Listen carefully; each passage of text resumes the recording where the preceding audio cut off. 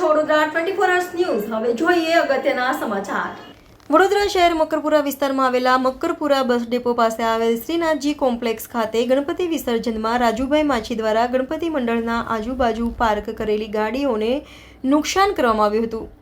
સાથે મંડળના કાર્યકર્તાઓ સાથે ઝપાઝપી કરી હતી। ત્યારે શ્રીનાથજી કોમ્પ્લેક્સના લોકો દ્વારા વડોદરા શહેર પોલીસ કમિશનરને રજૂઆત કરવામાં આવી હતી કે રાજુ માછીએ મંડળના કાર્યકર્તાઓ ઉપર ખોટી ફરિયાદ દાખલ કરવામાં આવી છે, જેથી શ્રીનાથજી કોમ્પ્લેક્સના સ્થાનિક લોકો દ્વારા પોલીસ કમિશનરને રજૂઆત કરવા પહોંચ્યા હતા કે રાજુ માછી પોતાના શરીર ઉપર ઈજા પહોંચાડી હતી અને મંડળના કાર્યકરો સામે મકરપુરા પોલીસ સ્ટેશન ખાતે ફરિયાદ નોંધાવી હતી, જેને લઈને મંડળના કાર્યકર્તાઓ અને લોકો દ્વારા પોલીસ કમિશનરને રજૂઆત કરવા પહોંચ્યા હતા કે આ રાજુ માછી ગુનાહિત ઇતિહાસ ધરાવે છે અને ભૂતકાળમાં તેઓ અસંખ્ય ગુનાઓ પણ નોંધાયેલા છે, તે માટે યોગ્ય તપાસ થાય તે માટે પોલીસ કમિશનરને રજૂઆત કરવામાં આવી હતી। જે અમારા ગણપતિ બેસાડેલા અને બહુ સારી રીતે ઉજવે છે, પણ આ વખતે એને ગણપતિ અમારા બગાડ્યા અને અમારા ઉપર ખોટો આરોપ મૂક્યો છે। એને શટર વાગ્યું છે અને અમને કહે છે કે અમે લોકોએ બધાએ માર્યો, પણ અમે કોઈ માર્યો જ નથી એને।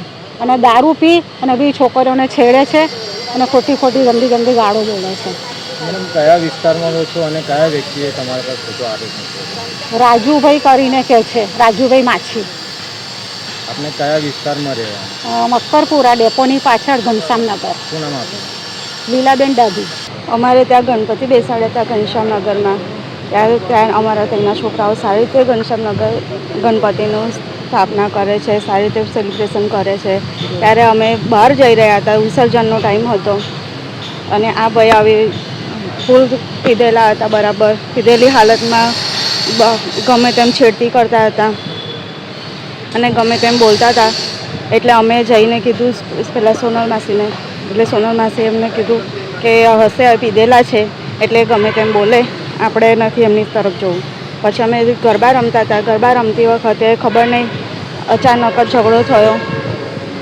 એ ફૂલ પીધેલી હાલતમાં હતા, બધી ગાડીઓને લાતો મારીને પાડી નાખતા હતા અને એમની જાતે પીધેલામાં જ એ પડી ગયા છે। કયા ભાઈ હતા અને કોણ ભાઈ પડી ગયા? રાજુભાઈમાં છે, એ ઇન્દિરાનગરમાં રહે છે। ઇન્દિરાનગર? હા। એટલે કહી શકાય કે તમને માનસિક રીતે હેરાનગતિ કરવા માટે આ કરતા હતા? એટલે એક તરફથી આ અમારા ત્યાંના છોકરાઓ સારી રીતે સેલિબ્રેશન કરે છે, એમને ગમે નહીં એટલે આ માનસિક રીતે ત્રાસ કરતા હતા, આવી રીતે હેરાનગતિ કરે છે। મારું નામ નૈનાબેન અજય કુમાર પરમાર।